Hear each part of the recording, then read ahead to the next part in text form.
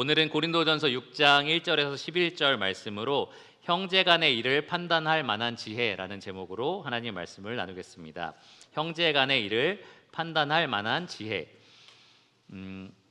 저희가 고린도전서를 택하여서 지금까지 말씀을 전한 이유가 계속해서 주님께서 더해 주시는 영혼들이 함께 교회로 이루어 나갈 때에 우리가 과연 어떻게 복음 안에서 하나가 될 것인지 함께 공부하기 위해서 이 말씀을 다루고 있습니다. 고린도 교회는 정말 많은 문제들이 있었거든요. 그런데 그런 문제 하나하나를 다 바울은 복음으로 바로 잡는 것을 보여줍니다. 그래서 우리 교회에 혹시 있을지도 모르는 그러한 문제점들을 이 복음으로 하나씩 점검해 가고 또 바로 세워가는 그러한 과정을 갖기 위해서 우리가 고린도전서를 1장부터 지금까지 꾸준히 살펴보고 있었습니다. 오늘은 6장에 들어왔는데요. 6장 1절에서 11절 말씀은 성도 간에 일어난 소송 문제, 법정 소송 문제를 다루고 있습니다. 예전에 제가 미국에 들어갈 때에 어떤 분들이 제가 이제 신학교에서 공부한다라는 이야기를 입국 심사 때 하지 마라라는 얘기를 하셨어요. 그래서 왜요? 그렇게 물어보니까 미국은 교회에 대한 이미지가 별로 좋지 않다, 목사에 대한 이미지가 별로 좋지 않다. 특별히 이제 한인교회 이야기를 하신 거예요. 그래서 왜 그런가라고 했더니 이제 많은 교회들이 소송에 걸려 있다. 소송에 걸려 있지 않은 한인 교회를 찾아보기 어려울 거다라는 이야기를 하셨습니다. 그 어린 나이 때 들었던 얘기라서 교회에 무슨 소송이 있어? 교회 성도들이 무슨 소송을 할 일이 뭐가 있지? 이런 생각을 제가 했었는데요. 시간이 지금 꽤 많이 흘러가면서 느꼈던 게 생각보다 교회가 소송을 많이 하는구나라는 것을 이제 경험하게 됩니다. 뉴스에도 보시면은 교회 성도들끼리 서로 법정에 가서 소송을 벌이기도 하고, 교회 한쪽 문을 막아놓고서 들어오지 못하게, 한 성도 무리가 이제 들어오지 못하게 하고 다른 성도 무리는 어떻게든 교회에 들어오려고 하고 그러면서 막 싸우는 것을 보게 됩니다. 그냥 교회에 못 들어오게 막으려고 그냥 싸우는 게 아니고요. 다 법적인 이유가 있습니다. 정기적으로 예배에 출석하면 교회 소유물의 권한을 갖고 있고 이런 게 있으니까 이들을 못 들어오게 해서 그 법적 권한을 못 갖게 하려고 하는 그런 의도가 다 있는 거죠. 그래서 그러한 일들이 뉴스에도 많이 보도가 되고 그런 걸 보면서 우리가 교회가 저러면 안 되는데 라는 생각을 하기도 합니다. 그런데 실제로 미국에 가보니까 저는 경험을 안 했거든요. 그런데 꽤 많은 법정 일들이 일반 시민들에게 평범하게 있더라고요. 한국에서는 큰 범죄를 저질러야 법정에 가는 거고 이렇게 생각을 하는데, 미국에서는 이제 과속만 해도 당신이 만약에 억울하면 법정에 와서 스스로 변호할 수 있습니다. 이런 게 있어요. 그래서 우리는 그냥 내잖아요, 돈을. 근데 미국에서는 자기가 스스로 법정에서 자기를 변호할 수 있는 기회를 줍니다. 그리고 미국 시민이라면 한 번쯤은 이 배심원을 할 수 있도록 이 국가에서 요구를 해요. 시민의 의무로서 배심원으로 참석해서 이 재판을 판결하는데 도우시오라는 식으로 이제 메일이 오는 거죠. 그런 일들이 미국에서는 굉장히 많았었습니다. 저는 경험한 적이 없지만 미국 사회가 그렇게 법정 일들이 굉장히 많았다라는 거죠. 그래서 어떤 분들은 미국은 소송의 나라다라고 얘기하시면서 변호사들이 집집마다 돌아다니면서 소송할 일 없으세요? 라고 물어본다는 거예요. 그리고 뭔 일만 터지면 다 법정으로 끌고 가서 해결하려고 한다. 이렇게 과장해서 저한테 얘기해 주기도 하셨습니다.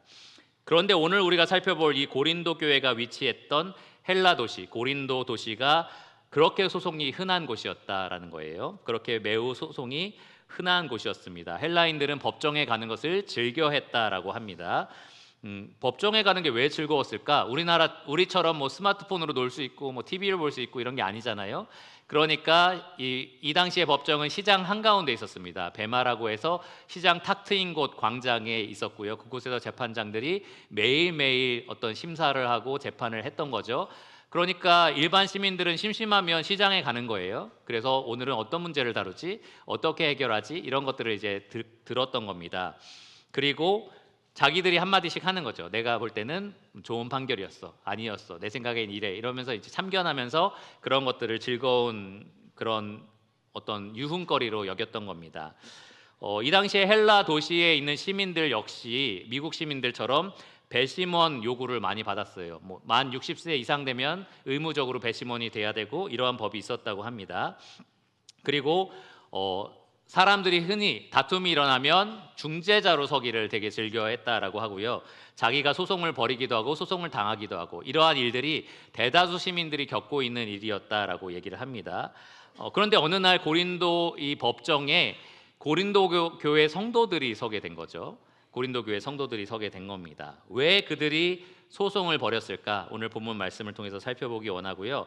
바울이 이 소식을 듣게 됩니다. 그리고 이것에 대해서 굉장히 분개하면서 이건 정말 부끄러운 일이다라고 그들을 책망하는 편지를 썼습니다. 오늘 본문이 바로 그 편지의 내용입니다. 왜 이것이 부끄러운 일이었을까? 본문을 통해서 좀 살펴보기를 원합니다. 그냥 일반적으로 생각해 보셔도 교회가 시끄럽게 서로 소송하는 것은 별로 도움이 안 될 것 같은 느낌이 있을 거예요. 여러분도 저거는 별로 그림이 좋지 않다, 간증이 좋지 않다 이런 생각들을 하실 거예요. 그런데 단순히 그런 생각에서 머무는 것이 아니라 저는 오늘 이 본문을 통해서 세상 법정에서 송사하는 문제가 굉장히 복음과 직결된 문제다라는 것을 우리 모두가 보기를 원합니다. 이것이 복음과 직결된 문제고 교회가 복음의 원리대로, 복음의 지혜대로, 복음의 능력대로 다스려지는 것이 아니라 세상의 지혜와 세상의 권력대로, 세상의 법적인 효력대로 다스려지는 곳이다라는 것을 명백하게 보여준다라는 것을 우리가 알기를 원합니다. 이 말씀을 통해서 저는 우리 개인의 삶뿐만 아니라 우리 교회 전체가 오직 복음의 능력으로만 다스려지기를 간절히 바랍니다. 여러분도 간절히 소원하기를 오직 복음만이 이 교회를 다스려 주시고 또 오직 복음만이 내 삶을 통치하시기를 그렇게 간절히 구하시기를 바랍니다. 그러면 먼저 바울이 어떤 마음으로 어떤 심정으로 이들에게 편지를 썼는지 고린도전서 6장 1절에서 11절까지 본문을 제가 읽도록 하겠습니다. 찾으신 줄 알고 고린도전서 6장 1절부터 제가 읽겠습니다. 너희 중에 누가 다른 이와 더불어 다툼이 있는데 구태여 불의한 자들 앞에서 고발하고 성도 앞에서 하지 아니하느냐? 성도가 세상을 판단할 것을 너희가 알지 못하느냐? 세상도 너희에게 판단을 받겠거든 지극히 작은 일 판단하기를 감당하지 못하겠느냐? 우리가 천사를 판단할 것을 너희가 알지 못하느냐? 그러하거든 하물며 세상 일이랴. 그런즉 너희가 세상 사건이 있을 때에 교회에서 경히 여김을 받는 자들을 세우느냐? 내가 너희를 부끄럽게 하려 하여 이 말을 하노니 너희 가운데 그 형제 간의 일을 판단할 만한 지혜 있는 자가 이같이 하나도 없느냐? 형제가 형제와 더불어 고발할 뿐더러 믿지 아니하는 자들 앞에서 하느냐? 너희가 피차 고발함으로 너희 가운데 이미 뚜렷한 허물이 있나니 차라리 불의를 당하는 것이 낫지 아니하며 차라리 속는 것이 낫지 아니하냐? 너희는 불의를 행하고 속이는구나. 그는 너희의 형제로다. 불의한 자가 하나님의 나라를 유업으로 받지 못할 줄을 알지 못하느냐? 미혹을 받지 말라. 음행하는 자나 우상 숭배하는 자나 간음하는 자나 탐색하는 자나 남색하는 자나 도적이나 탐욕을 부리는 자나 술 취하는 자나 모욕하는 자나 속여 빼앗는 자들은 하나님의 나라를 유업으로 받지 못하리라. 너희 중에 이와 같은 자들이 있더니 주 예수 그리스도의 이름과 우리 하나님의 성령 안에서 씻음과 거룩함과 의롭다 하심을 받았느니라. 자, 1절을 보시면 먼저 문제를 제기합니다. 형제 간의 일을 세상이 판단하게 했다라는 것으로 지금 바울이 문제를 삼는 겁니다. 교회 안에서 성도 간에 분명히 문제가 지금 일어났습니다. 다툼이 일어났는데 형제와 형제 간에 일어난 다툼이었다라는 거죠. 1절을 보시면 너희 중에 누가라고 얘기를 해요. 너희, 고린도 교회 성도를 가리킵니다. 그들 중에 누군가가 지금 문제를 일으킨 거고요. 다른 이와 더불어 다툼이 있다라고 얘기를 해요. 다른 이는 교회 안에 있는 사람일까요? 교회 밖에 있는 사람일까요? 둘 다 될 수가 있겠죠. 그런데 5절을 보시면 이 일어난 일에 대해서 그 형제 간의 일이라고 얘기합니다. 형제 간의 일. 형제라는 것은 친형제 간이 아니라요. 그리스도인 간의 일이다. 성도 간의 일이다라는 의미입니다. 성도들끼리 지금 다툼이 일어난 거예요. 그런데 바울은 이미 고린도 교회에 만연해 있던 시기와 분쟁 문제를 1장부터 4장까지 충분히 다뤘습니다. 너희가 계속해서 다툰다, 교만해서 다툰다, 복음에서 멀어져서 다툰다라는 식으로 계속해서 책망하면서 다뤄왔었습니다. 그런데 6장에서 특별히 다루기 원했던 이 문제는 그 다툼의 문제가 극단으로 치닫은 상태였어요. 세상 법정까지 끌고 갔던 상태였다라는 거죠. 그래서 1절을 보시면 그 다툼이 불의한 자들 앞에서 고발하는 데까지 이르렀다라고 얘기를 합니다. 불의한 자들 앞에서 고발까지 했다라는 거죠. 6절을 보시면 형제가 형제와 더불어 고발했다라고 얘기를 해요. 더불어 고발했다라는 말은 무슨 뜻인가요? 한 사람이 한 사람만을 고발한 건가요? 아니면 반대쪽도 맞고발을 했다는 얘기입니까? 예, 같이 고발을 했다라는 얘기입니다. 그래서 7절에 보시면 피차 고발했다라고 얘기가 되어 있습니다. 피차, 서로 고발을 했다라는 겁니다. 한 사람이 다른 사람을 고발했는데 그 고발 당한 사람도 못 이기고 너무 화가 나서 고발한 사람을 자기도 고발한 상태라고 얘기할 수 있습니다. 그렇게 맞고발을 한 상태예요. 그런 상황에 대해서 바울이 지금 이야기하기를 구태여 불의한 자들 앞에서 고발하고 성도 앞에서 하지 아니하느냐라고 지금 책망을 하는 겁니다. 사실 헬라어 원어로 보면은 구태여라는 단어가 제일 처음으로 등장을 하는데요. 이 구태여라는 현재형 동사는 감히 무엇을 하다라는 뜻을 가지고 있습니다. 감히 무엇을 하다. 이것을 통해서 저희가 두 가지를 알 수 있어요. 첫째, 현재형이기 때문에 이 성도 간의 법정 문제, 송사가 끝난 문제가 아니라 지금 현재 진행형이다라는 겁니다. 아직도 그들은 소송 중에 있다라는 거예요. 아직도 지금 그들은 고발 중에 있다라는 겁니다. 두 번째로 우리가 알 수 있는 것은 바울이 이것을 굉장히 부끄럽게 여겼다는 겁니다. 감히 어떻게 너희가 세상 가운데 이것을 문제로 삼을 수 있느냐, 고발할 수가 있느냐라고 지금 책망을 하는 겁니다. 특별히 바울이 부끄럽게 여겼고 화가 났던 부분은 무엇이냐? 이 문제를 성도 앞에서 다루지 않았다는 거예요. 성도 앞에서 다루지 않고 세상 앞에서 불의한 자라고 지금 대조를 합니다. 성도, 거룩한 사람이죠. 불의한 자, 악한 사람을 말합니다. 거룩한 사람들 사이에서 일어난 일을 그들 사이에서 다루지 않고 어떻게 불의한 자 앞으로 끌고 가서 거기서 다룰 수가 있느냐라고 지금 이것을 굉장히 부끄럽게 생각을 하고 있습니다. 어떤 주석가들은 이것에 대해서 바울이 당시에 이 세상 법정이 굉장히 불의했기 때문에 부조리했기 때문에 그렇게 못 믿을 만한 법정에서 이걸 다루지 마라라고 했다고 생각을 해요. 실제로 이 당시에 법정이 굉장히 썩었던 것은 사실입니다. 4세기 교부였던 콘스탄티노플 교부였던 크리소스톰이라는 사람이 있어요. 이 사람은 이런 말을 했습니다. 정의를 곡해하는 법률가들이 셀 수 없을 정도다. 고린도 지역을 가리켜서 했던 말이에요. 4세기라서 좀 시간이 흘렀지만 이 정의를 구현하지 않는 법률가들이 셀 수 없을 정도로 많다라는 평가를 그 당시에 했던 겁니다. 그리고 키케로라는 웅변가가 있습니다. 이 사람은 이 당시 사람이에요. 이 당시 사람이 말하기를 법정은 그가 돈만 있으면 아무리 죄가 있어도 그에게 결코 유죄 판결을 내리지 않을 것이다 라고 웅변가처럼 이야기를 했습니다. 무슨 말이냐? 유전무죄, 무전유죄라는 말이죠. 이 당시에도 그랬다라는 거예요. 아플레이우스라는 1세기 로마 소설가가 있습니다. 이 당시 사람이죠. 이 당시 사람이 뭐라고 했냐? 우리의 모든 재판관이 오늘날 돈을 위해 그들의 재판을 팔아먹는다라는 얘기를 했습니다. 그러니까 이 당시에도 굉장히 법정이 썩어 있었다라는 거예요. 돈에 따라서 재판관들이 판결을 이렇게 저렇게 바꾸기도 하는 그러한 상황이었습니다. 이 글을 쓰고 있는 사도 바울이 이 당시 문화를 너무나 잘 알고 있었겠죠. 자기 자신도 로마로 호송될 때에 이 법률가들이, 재판관들이 자기를 가둬두고 계속해서 시간만 흐르게 해놨어요.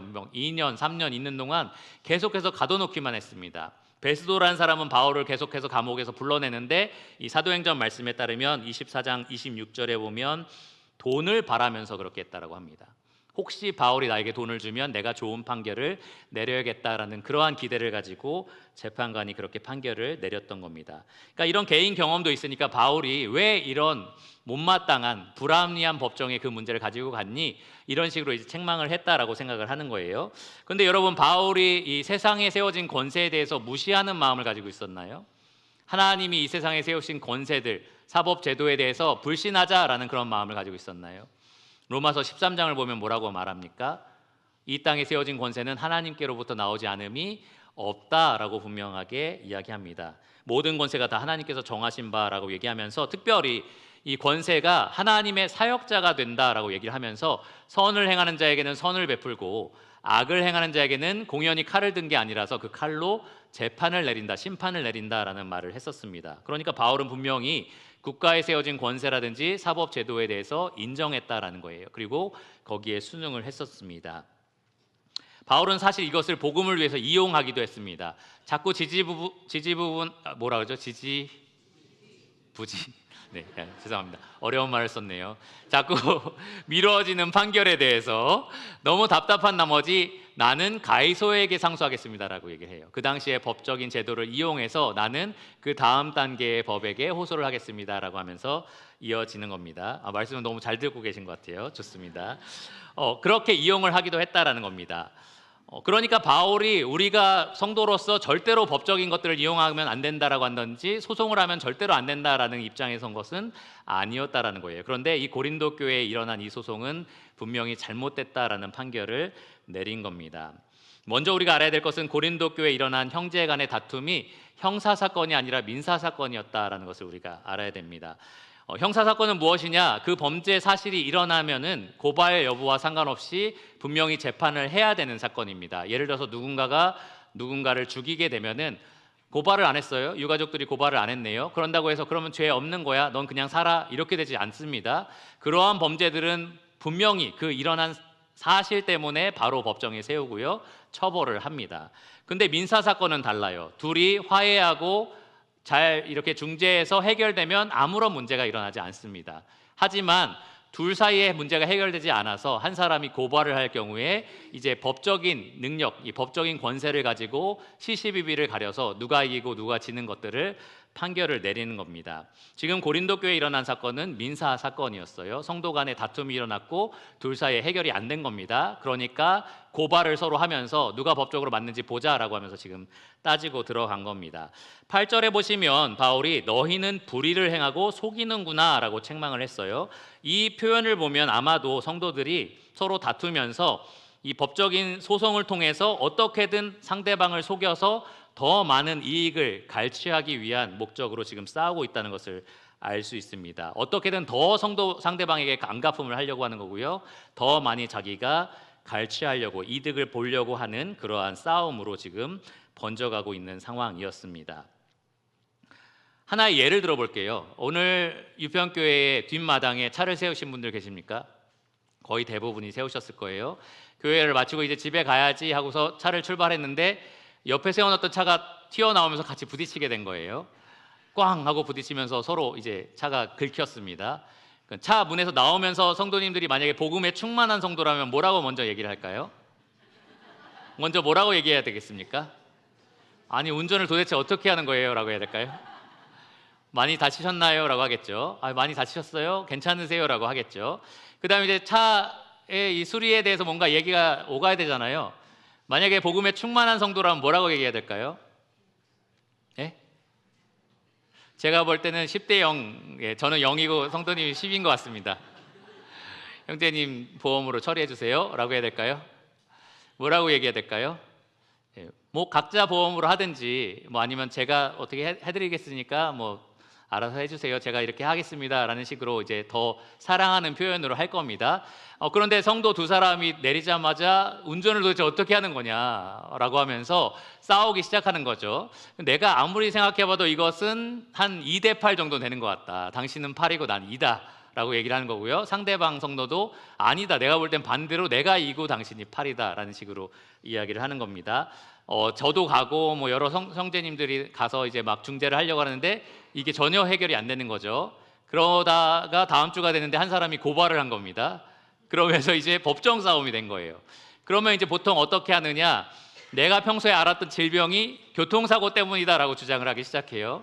나는 전혀 그렇지 않았는데 이 교통사고 때문에 건망증이 생겼어요. 막 이러면서 이제 막 이야기를 하는 거죠. 정신과 가서 막 진단서도 뽑아오고 막 그러면서 어떻게든 상대방으로 하여금 최대한의 어떤 이익을 내가 얻으려고 합니다.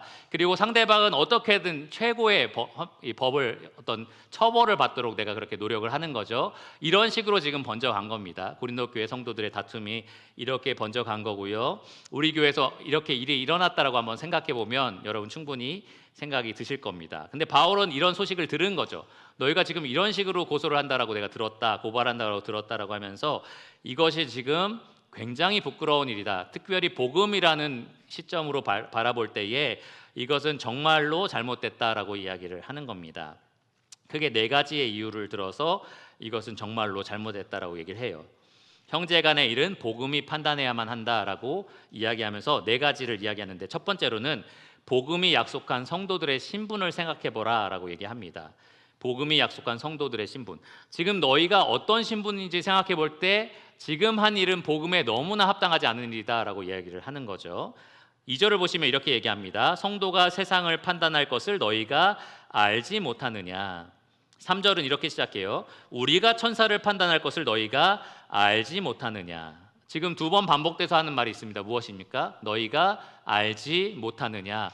무슨 말이에요? 당연히 알아야 되지 않겠냐라는 겁니다. 당연히 너희가 이것을 알아야 한다라고 이야기를 하는 겁니다. 무엇이냐? 너희는 성도고 너희는 성도로서 이런 일을 할 사람들이다. 이런 신분을 보장받았다라는 이야기를 하는 겁니다. 복음이 약속한 성도의 신분이 무엇인지 너희가 당연히 알아야 한다라고 지금 이야기를 하는 겁니다. 성도는 한때 그들이 지금 이 문제를 들고 갔던 이 불의한 자들, 세상 법정에서 다스리는 이 불의한 자들과 똑같은 존재였지만 지금은 달라졌어요. 지금은 성도, 거룩한 자들이 되었습니다. 11절에 나와 있는 말씀처럼 주 예수 그리스도의 이름과 하나님의 성령 안에서 씻음과 거룩함과 의롭다 하심을 얻고 나서 그들은 완전히 다른 신분과 완전히 다른 그러한 상태를 얻게 되었습니다. 장차 세상과 천사를 다스리게 될 그 자리에 앉게 된 사람들이 되었다라는 겁니다. 이게 성도의 신분이에요. 지금 이 가운데 계신 성도 여러분들은 지금 인간적인 시각으로 볼 때는 다 별 볼 일 없어 보일 수도 있고 이 땅에서는 어떤 사람은 좀 높아 보이고 어떤 사람은 낮아 보일지 모르지만 하나님의 눈에서 볼 때 복음의 관점으로 여러분들을 바라볼 때는 모두가 다 이 가장 높은 곳에 앉아 있는 가장 높은 다스리는 자리에 앉아 있는 그러한 신분이다라는 겁니다. 예수님은 요한계시록 3장 21절과 2장 26절에 이기는 교회, 이기는 성도들에게 이런 것을 약속하셨습니다. 이기는 그에게는 내가 보좌에 함께 앉게 하겠다. 어떤 보좌예요? 예수님이 앉으실 보좌입니다. 모든 이름 위에 뛰어난 이름으로서 모든 나라를 다스리고 모든 피조 세계를 다스리는 그 자리에 함께 앉게 하시겠다라고 하는 겁니다. 계시록 2장 26절에도 이기는 교회 성도에게 만국을 다스리는 권세를 주겠다라고 약속하셨습니다. 보이는 모든 만물뿐만 아니라 보이지 않는 영적 세계까지도 다스리게 될 분이 예수님인데요. 우리는 그분과 함께 그 보좌에 앉아서 다스리게 될 성도라는 신분을 복음 안에서 약속받았다라는 겁니다. 그런데 그렇게 높은 신분의 성도가 자기들 문제 하나 처리하지 못해서 세상 사람들에게 들고 가서 이것 좀 해결해 주십시오라고 말하는 것이 지금 합당하냐라고 바울이 책망을 하는 겁니다. 너희는 온 세상을 다스릴 사람들인데 온 세상을 판단할 사람들인데 이것을 세상 사람들에게 가서 판단해 달라고 말하는 것이 합당하냐.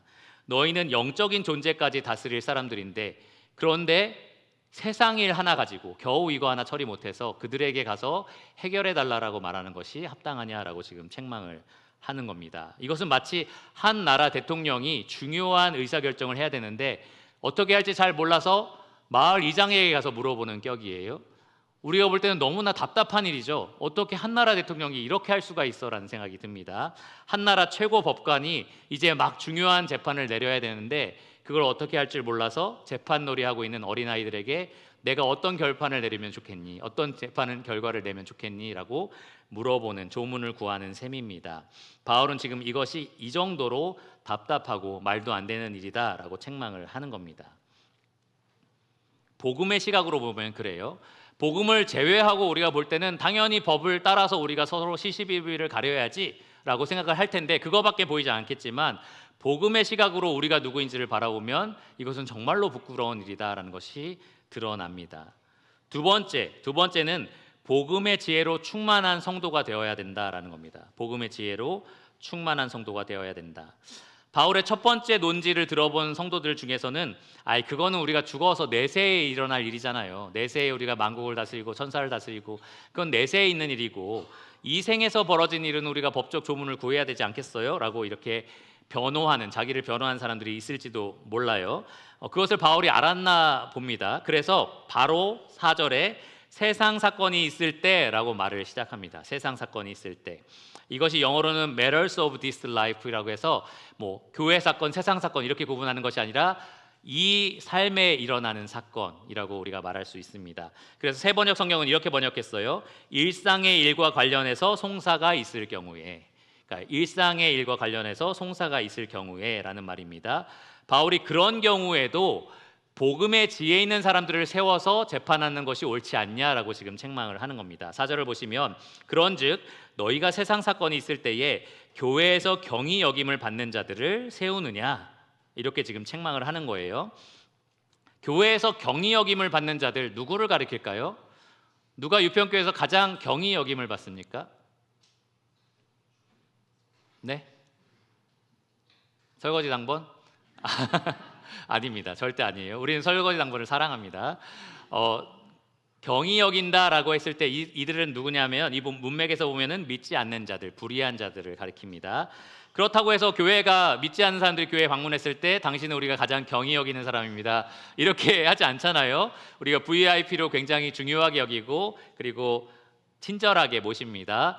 그런데 왜 경히 여긴다라고 얘기했느냐? 복음의 지혜가 얼마나 충만한지를 측량해서 볼 때에 가장 부족한 존재라서 그렇습니다. 사실은 제로인 사람인 거죠. 없는 사람입니다. 복음의 지혜라는 것이 존재하지 않는 사람이 바로 세상 사람인 겁니다. 믿지 않는 사람이에요.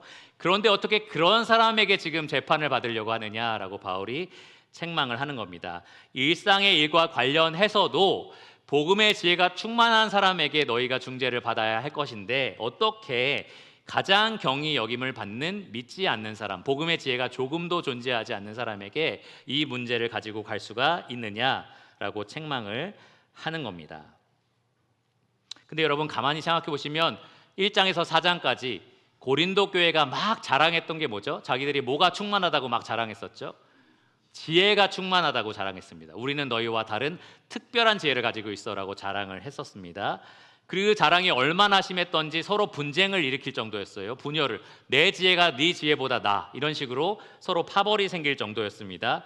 그래서 바울이 뭐라고 책망했냐면 나는 너희가 지금 말로 자랑하는 지혜가 아니라 능력으로 나타나는 지혜를 알아보겠다. 내가 너희에게 가면은 그 능력이 정말 그 지혜의 능력이 있는지를 보겠다. 말로만 떠드는 게 아니라 진짜 그 지혜의 능력이 발휘되는지 보겠다라고 이야기를 했었습니다.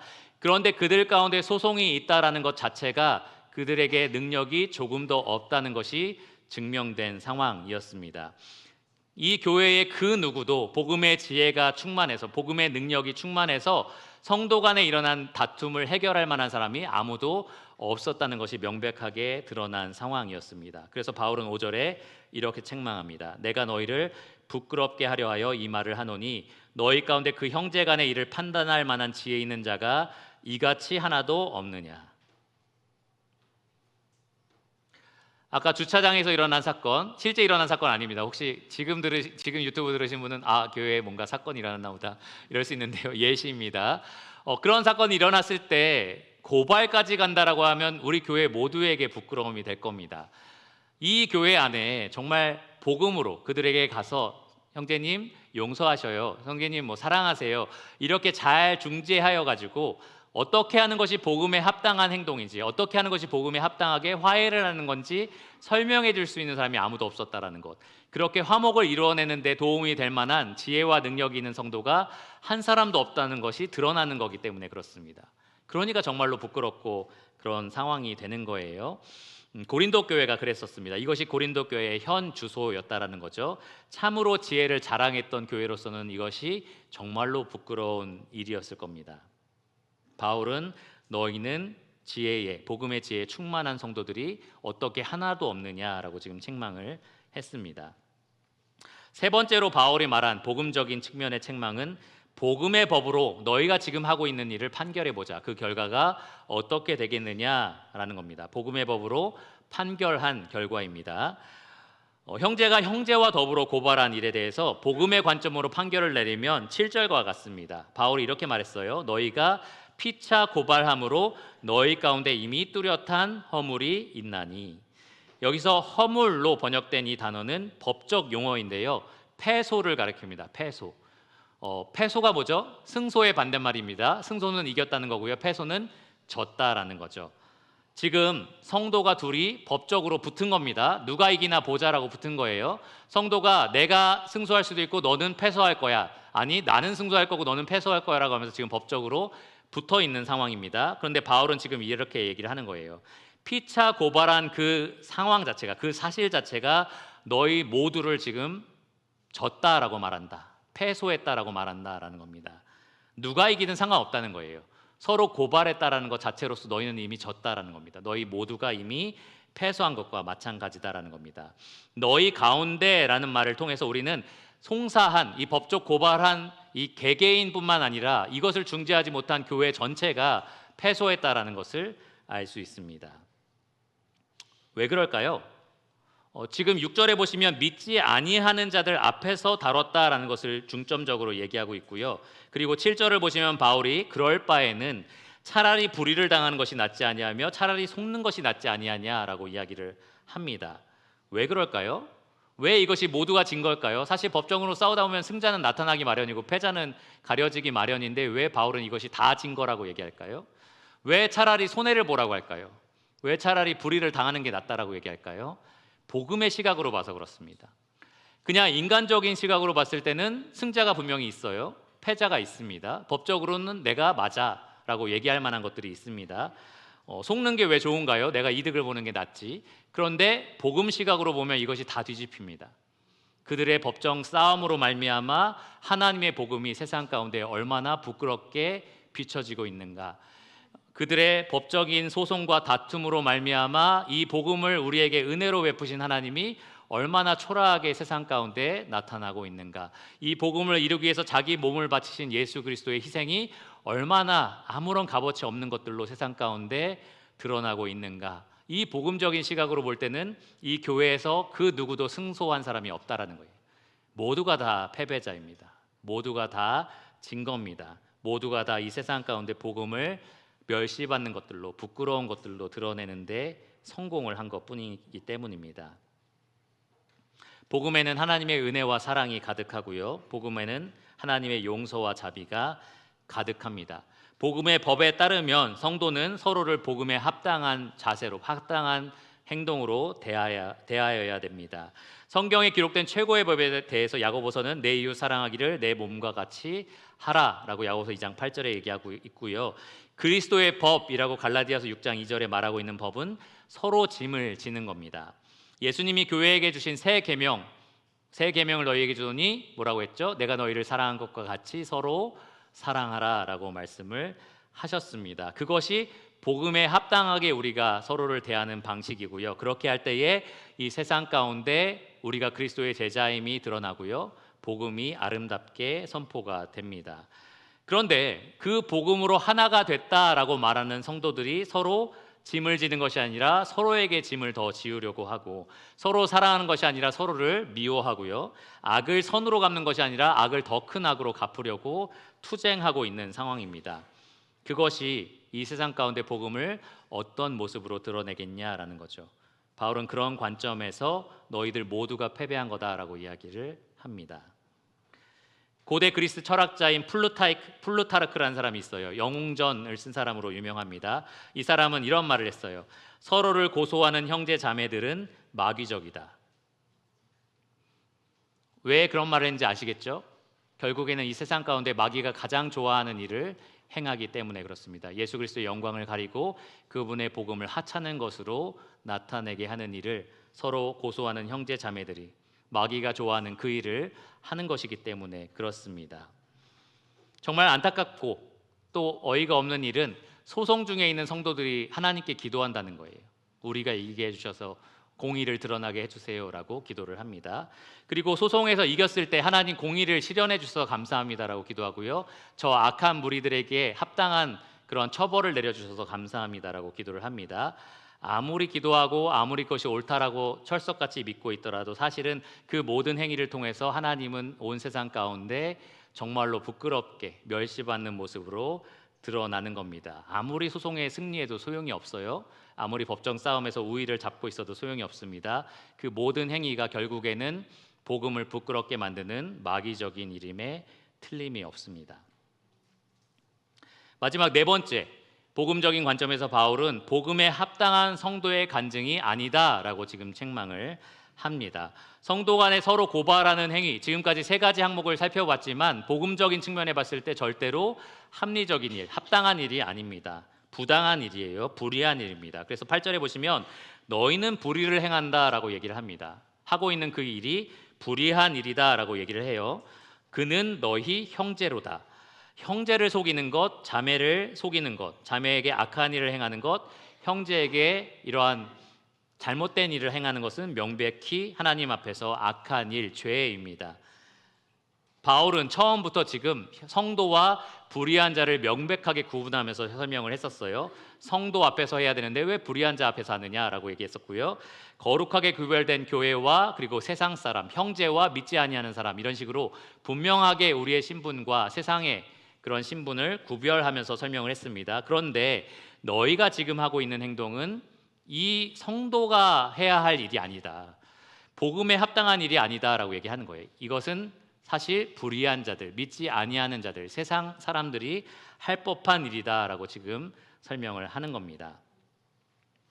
아까 우리가 살펴봤듯이 성도들은 어떤 신분을 보장받았습니까? 예수 그리스도와 더불어 온 세상을 심판하는, 다스리는 그 보좌에 앉기로 되어 있습니다.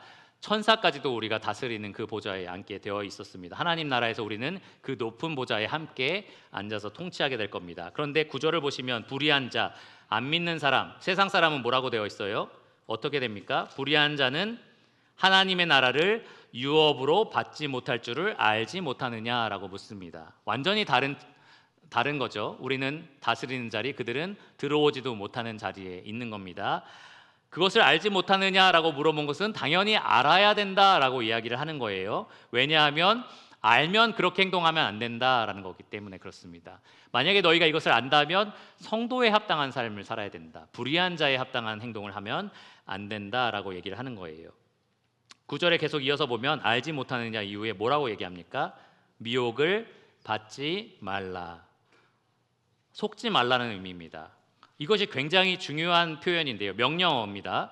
왜 그러냐? 우리는 그리스도인이면서도 그리스도인답지 않은 행동을 할 때 그것이 합당하다라고 믿는 경향이 있습니다.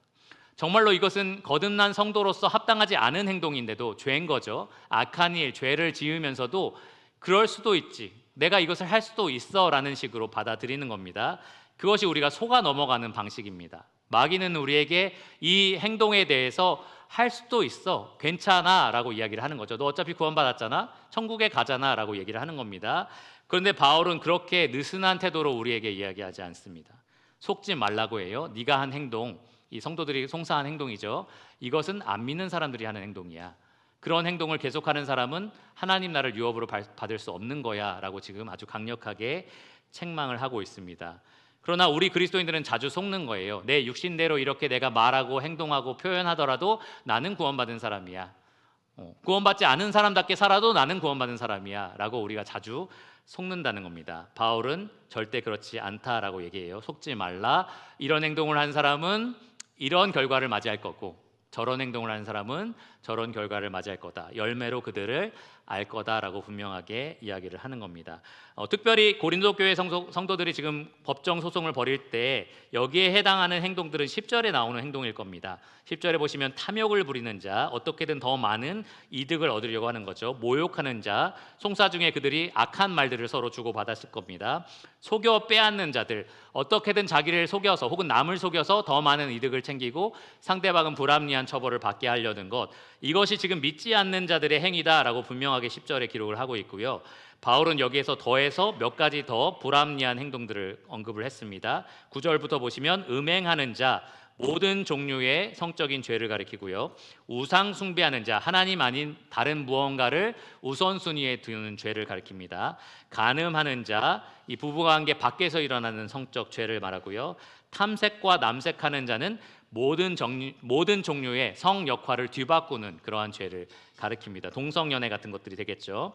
도적, 훔치는 거고요. 술 취하는 자, 방탕한 겁니다. 술의 지배를 받고 다른 거는 도박이나 여러 가지 다른 것들의 지배를 받는 죄를 말합니다. 이 모든 것들을 가리켜서 불의한 모습이다라고 지금 이야기를 해요.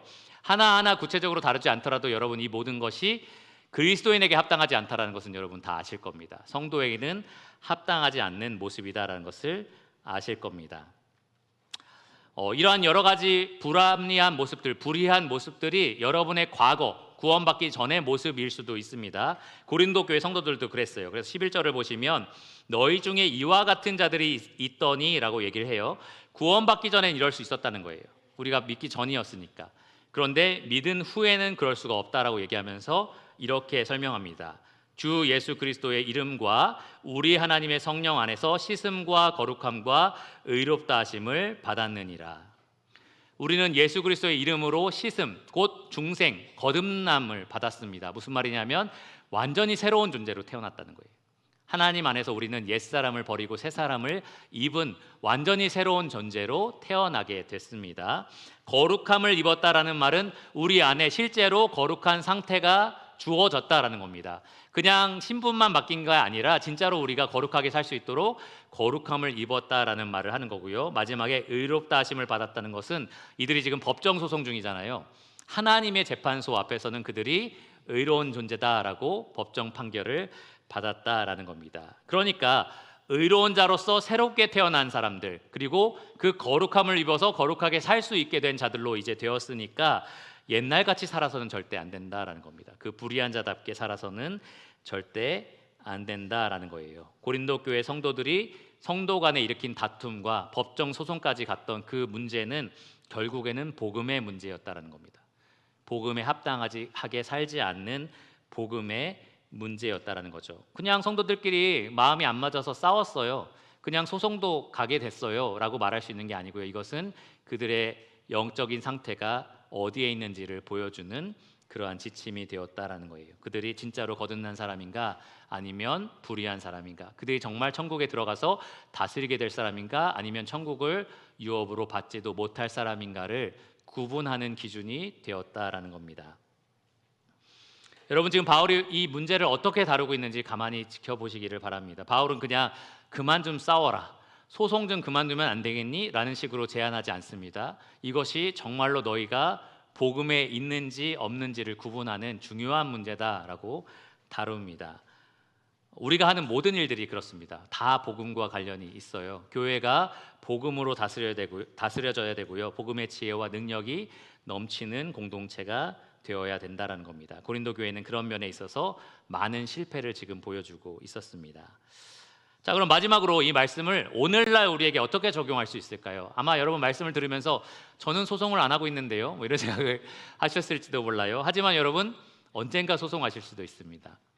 그래서 이 말씀을 적용하기 위해서 첫 번째 1차적으로는 만일 여러분들이 지금 성도 간에 불의한 소송을 벌이고 있다면, 가끔은 믿지 않는 사람들과 소송에 휘말릴 때도 있고요, 믿는 사람들 중에서도 불가피하게 소송을 함께 하는 경우도 있습니다. 그런데 그게 아니라 이 고린도 교회처럼 그러니까 불의한 소송, 잘못된 소송 중에 있다면 당장 그 소송을 멈추는 것이 합당한 적용입니다.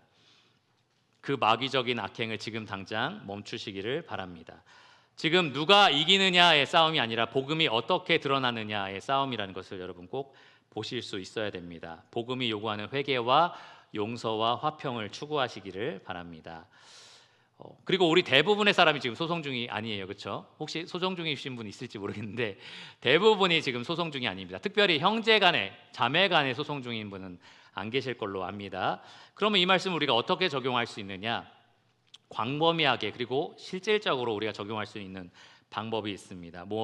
무엇이냐면은 결국엔 복음이 여러분의 삶을 다스리게 하라라는 겁니다. 복음의 능력이 진짜로 말만이 아니라 능력으로 여러분 삶을 다스리게 하라라는 겁니다. 생각해 보면 왜 소송했는지 그 안으로 들어가서 저도 같이 싸우다 보면 이해가 될 것 같아요. 저 성도가 얼마나 답답하게 했으면 소송까지 했겠어, 고발까지 했겠어라는 생각이 들 것 같은 거죠. 그런데 그러한 우리 인간적인 생각과 우리 육신의 소욕대로 우리가 판단하거나 생각하거나 행동해서는 안 된다는 거죠. 그 상황에서도 바울처럼 복음의 시각으로 바라볼 수 있는 지혜가 우리에게 있어야 됩니다. 복음의 능력으로 분별하고 결정하고 행동할 수 있는 힘이 우리에게 있어야 한다라는 겁니다. 주님께서는 이 세상에서 가장 불의한 재판장 앞에 서셨습니다. 유대인들이 서는 그런 신문 자리에도 서셨고요, 가장 불합리한 판결을 받으셨죠. 그리고 빌라도가 열었던 세상 법정에서도 서셨습니다. 이 사람은 죄가 없다, 죄가 없다, 죄가 없다라고 선포했지만 결국에는 사형을 받는 정말 말도 안 되는 불합리한 일을 당하셨습니다.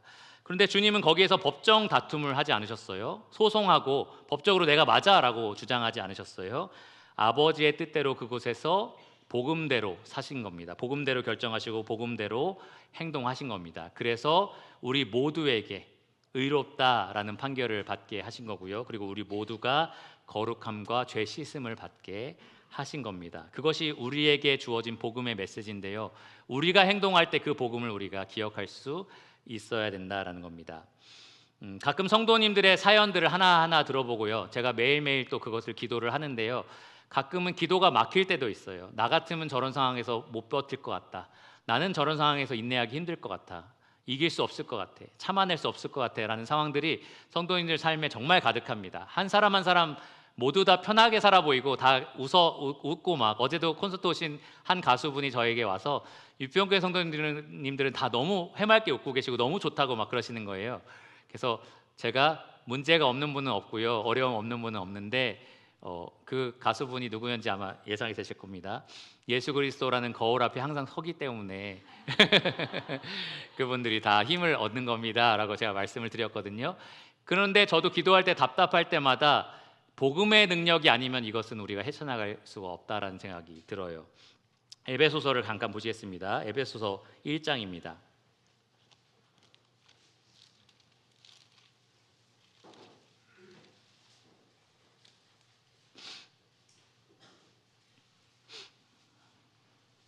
저는 이 바울의 기도를 통해서 성도님들을 위해서 기도할 때 이러한 기도를 드릴 때가 있습니다. 믿지 않는 자녀 때문에 고통스럽거나 믿지 않는 배우자 때문에 힘들거나 경제적인 상황이나 질병 때문에 혹은 믿지 않는 사람들과의 다툼 속에서 많은 어려움을 겪고 계신 성도님들이 많을 줄로 압니다. 불의한 세상에서 살아가는 것이 너무나 힘들죠. 그런데 나는 또 완벽하지 않아요. 내 안을 들여다보면 아무런 능력도 없고 아무런 지혜도 없는 것을 보게 됩니다. 세상 사람과 별반 다르지 않을 정도로 악한 것들이 내 안에 가득한 것을 볼 때도 있습니다. 그런데 어떻게 우리가 성도로서 살아갈 수 있느냐, 이 복음에 합당한 삶을 살 수 있느냐, 우리에게 모두 이 기도가 필요합니다. 에베소서 1장 15절부터 제가 읽겠습니다. 이로 말미암아 주 예수 안에서 너희 믿음과 모든 성도를 향한 사랑을 나도 듣고 내가 기도할 때에 기억하며 너희로 말미암아 감사하기를 그치지 아니하고 우리 주 예수 그리스도의 하나님 영광의 아버지께서 지혜와 계시의 영을 너희에게 주사 하나님을 알게 하시고 너희 마음의 눈을 밝히사 그의 부르심의 소망이 무엇이며 성도 안에서 그 기업의 영광의 풍성함이 무엇이며 그의 힘의 위력으로 역사하심을 따라 믿는 우리에게 베푸신 능력의 지극히 크심이 어떠한 것을 너희로 알게 하시기를 구하노라. 자, 지금 19절에 보시면 능력을 더하시겠다라는 약속이 아니라 이미 베푸셨다라고 얘기합니다. 베푸신 능력, 과거형이죠. 베푸신 능력이 지극히 크시다라고 지금 확신을 합니다. 그것을 우리가 알기를 원한다고 얘기를 해요. 그 능력이 어느 정도의 능력이냐? 20절을 보세요. 그의 능력이 그리스도 안에서 역사하사 죽은 자들 가운데서 다시 살리시고 하늘에서 자기의 오른편에 앉히사 모든 통치와 권세와 능력과 주권과 이 세상뿐 아니라 오는 세상에 일컫는 모든 이름 위에 뛰어나게 하시고 또 만물을 그의 발 아래 복종하게 하시고 그를 만물 위에 교회의 머리로 삼으셨느니라. 어떤 능력을 우리에게 베푸셨느냐? 예수 그리스도를 죽음에서 부활시킨 부활의 능력이고요. 가장 높은 권세를 얻게 하셔서 영원토록 통치하게 하시는 전능하신 능력을 주신 겁니다. 그 능력을 우리에게 주신 거예요. 그리고 그 예수님이 우리의 머리가 되셔서 친히 교회의 머리가 되어서 우리를 충만하게 한다고 약속하십니다. 23절을 보시면 교회는 그의 몸이니 만물 안에서 만물을 충만하게 하시는 이의 충만함이니라. 여러분 충만하십니까? 예수님으로 인해서 능력이 충만하십니까? 오직 그 능력만이 우리를 불의한 세상에서 불의한 몸을 가지고 살아갈 때에 힘있게 복음대로 살아갈 수 있게 합니다. 그러니까 여러분이 이것을 가지고 있다라는 것을 아셔야 돼요. 나에게 이미 이 능력이 있다라는 것을 아셔야 됩니다. 예수님과 동떨어져서 그냥 나는 능력을 가지고 있다는 게 아니라 예수님에게서 내가 그 능력을 언제든지 얻을 수 있다라는 거예요. 주님께서 말씀하시기를 하늘과 땅의 모든 권세, 능력을 내게 주셨으니 내가 너희와 항상 함께 하리라. 무슨 교회에게 요청만 하시면 힘줄로서 그 능력을 공급하신다. 마디마디마다 우리에게 능력을 공급하신다라는 말씀입니다. 야고보서 4장 2절에 이렇게 말을 해요. 너희가 얻지 못함은 구하지 아니하기 때문이요. 여러분 구하십시오. 구하세요. 야고보가 계속 말하는 게 뭔지 아십니까? 정욕으로 잘못 쓰려고 구하니까 얻지 못한다라고 얘기를 해요. 우리가 구하는 대부분의 것들이 그렇습니다. 우리 육신의 소욕을 채우기 위해서 구하니까 안 들어주시는 거예요. 그런데 이것은 반드시 들어주십니다. 하나님, 제가 복음대로 살게 해주세요. 하나님, 복음의 능력으로 이 상황을 인내하게 해주시고 이겨내게 해주세요라고 하는 그 기도는 하나님이 반드시 들어주십니다. 그러니까 날마다 구하시기를 바랍니다. 주님은 이 기도에 언제나 응답하실 거고요. 우리가 불의한 세상에서 부정한 몸을 가지고 살아갈 때에 복음대로 힘있게 살아갈 수 있도록 도와주실 겁니다. 그리고 이 기도에 응답된 것을 성도들과 교제할 때 나누세요. 내가 하나님께 능력을 구했더니 정말 힘든 상황이었는데 인내하게 하시더라라는 걸 나누는 거예요. 그럴 때 우리가 서로 압니다. 정말 하나님이 역사하시는구나. 정말 성령님께서 우리 안에 힘을 주시는구나라는 것을 이야기를 하는 겁니다. 폴 밀러가 쓴 우리 교회는 기도합니다 라는 책을 최근에 읽고 있는데요. 그 사람이 이런 얘기를 하더라고요. 왜 교회가 기도하지 않는가? 쓸데없다고 생각해서라는 거예요. 이 기도에 효력이 없다라고 생각해서. 그런데 실제로 효력은 있잖아요. 근데 왜 효력이 없다고 느끼느냐? 성도들이 이 삶의 최전방에서 예수 그리스도의 능력을 받아서 이 삶을 이겨나가고 있는데 이러한 하나님의 역사에 대해서 아무도 나누고 있지 않다는 거예요.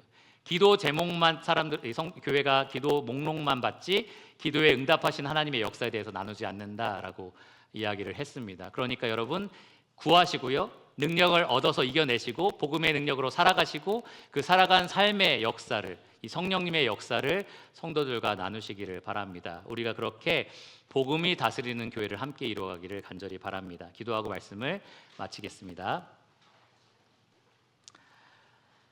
하나님 감사합니다. 오늘 이 고린도 교회에 일어난 법정 소송 문제를 가지고 우리가 복음에 합당한 삶이 무엇인지, 복음이 다스리는 삶이 무엇인지 살펴보게 하여 주심에 감사를 드립니다. 하나님, 바울이 문제를 바라봤던 그 복음적인 시각을 우리가 갖게 하여 주셔서 우리가 경험하는 모든 어려움들, 모든 불의한 일들을 복음으로 바라보게 하여 주시기를 원합니다. 하나님, 우리가 복음으로 하나님이 주시는 능력을 받아서 우리가 당하는 모든 어려움들 가운데 복음의 능력으로 이겨낼 수 있도록 도와주시기를 원합니다. 하나님은 우리를 고아처럼 버려두지 않으시고 언제 어디서나 함께 하시는 분이시며 구하면 언제든지 그 넘치는 능력을 우리에게 베푸시는 분이십니다. 우리가 그 능력으로 이 세상을 맞서 싸워 이겨나가면서 주님이 얼마나 놀라운 일을 행하셨는지 서로에게 말하고 그 놀라운 간증으로 우리가 한 입으로 하나님을 찬양하게 하여 주시기를 간절히 구합니다. 모든 것을 예수 그리스도 이름으로 감사하며 기도드렸습니다. 아멘.